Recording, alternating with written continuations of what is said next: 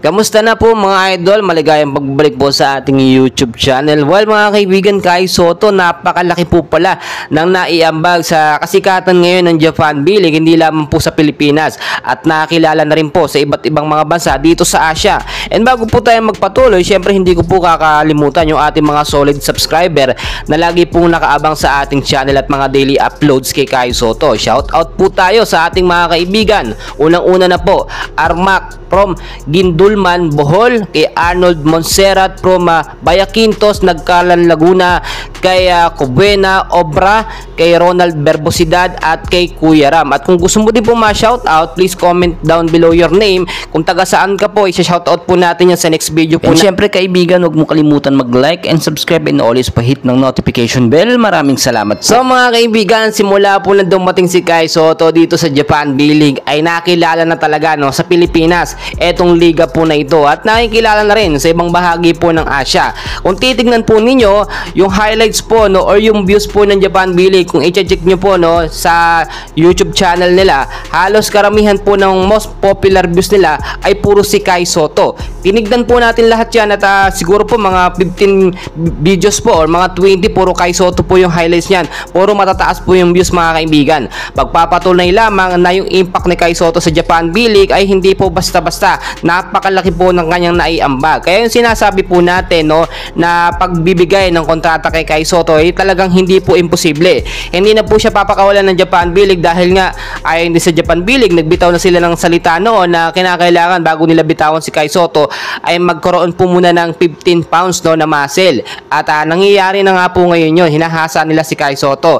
At yung Japan B-League may target goal din sila na sumunod po sa kasikatan ng NBA na pumangalawa sila. Hindi imposible dahil kinakailangan lamang nila ng popularidad, mas makilala pa. At alam naman natin yung tie-up between sa ibang liga dito sa Japan B-League ay nangyayari na din po at sinisimula na po ngayon. Si Kai Sotto po kasi bilang isang big man talaga ng Pilipinas, hindi lamang po sa Japan B-League nakikilala. Sa NBL Australia din, talagang gusto rin makuha si Kai. Pero syempre alam naman natin, pipiliin ni Kai Sotto kung saan po mas pinapahalagahan siya. At dito po natin yan nakita sa Japan B-League. Ngayon po mga kaibigan, 18 games na lang po yung natitira dito nga po sa Yokohama B Corsair. Wala pong problema kahit matalo sila ng 5 beses, makakapasok pa rin po sila sa playoffs. Basta kinakailangan manalo po sila ng 13 games, yung itong Yokohama para makapasok sa playoffs. And as of now, tuloy-tuloy po ang marketing ng Yokohama para mapanood. May nang mga nagsasabit, may nakuha tayong update.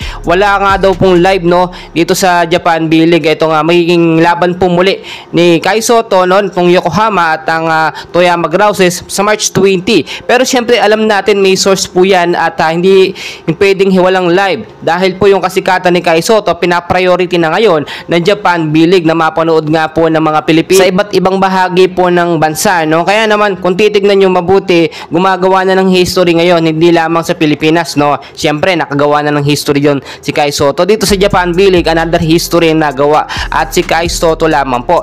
Yung tandem po ni Kai Sotto at Yuki Kawamura, pinaparesa na po yan ng ibang mga player na point guard dito sa Japan B-League. Sinasabi kasi nila kung hindi daw po dahil kay Yuki Kawamura, hindi daw po gagaling itong si Kai Sotto. Well, basta maayos naman yung point guard, kahit sinong point guard kayang sabayan ng ating pambato.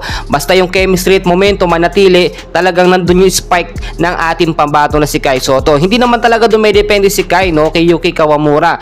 Nakita naman natin, basta hindi siya pinagbabakawan ng bola, nakakagawa si Kai Sotto ng magagandang. Dito nga po sa Gilas, Pilipinas, nakita naman natin kung paano na maglaro si Kai Sotto. Ibang-iba na po sa dati dahil nga nahuhubog at mas nagiging matured na sa paglaro si Kai. Siyempre yung pangangatawan niya mas nag-expand na po ngayon. Nagkakaroon na ng muscle kaya kayang-kaya nang makipagsabayan. Well mga kaibigan, tuloy-tuloy yung suporta sa ating pambato na si Kai Sotto. I-take note nyo na po, March 20, 2024, laban po muli ng Yokohama at ng Toyama Grouses. And please huwag kalimutan mag-like and subscribe. Maraming salamat po.